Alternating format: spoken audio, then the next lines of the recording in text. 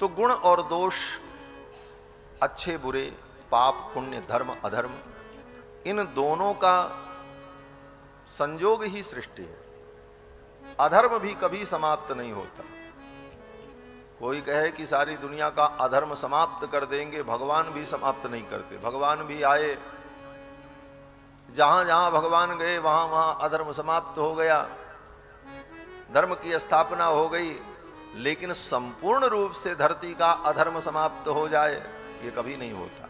क्यों? बोले अधर्म खत्म हो जाएगा, फिर अकेले धर्म के बल से सृष्टि भी नहीं चलेगी, धर्म अधर्म दोनों रहेगा।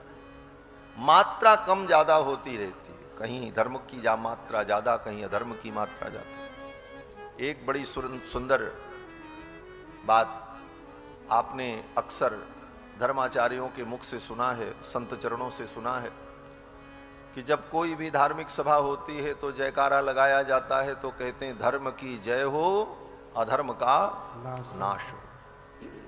ये जय घोष धर्म सम्राट स्वामी श्री करपात्री जी महाराज के द्वारा प्रवर्तित हुआ।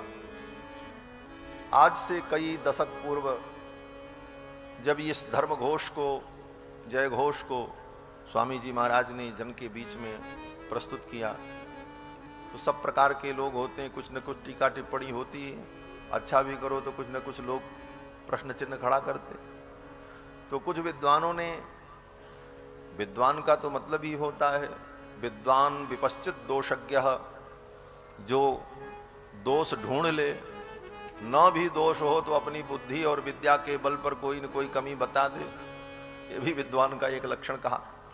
तो विद्वानों ने प्रश्न किया कि अधर्म जो है वो भगवान का पृष्ठ है, भगवान की पीठ है, और धर्म ही भगवान का वक्षस्थल है।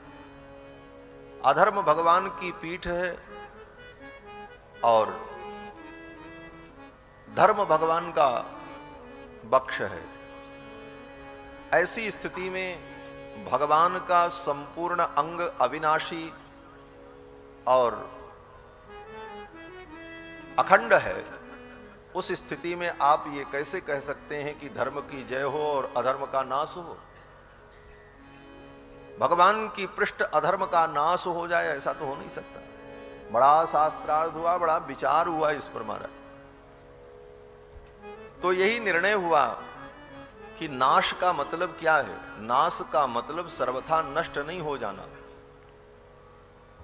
नश अदर्शने, अदर्शन हो जाए, दिखाई न पड़े। अधर्म रहे, अधर्म रहेगा, दिखना नहीं चाहिए। अधर्म हो लेकिन दिखे नहीं। दिखे क्या? बोले धर्म, अर्थात हम भगवान के मुखमंडल का दर्शन करें, भगवान की पीठ हमको न दिखे।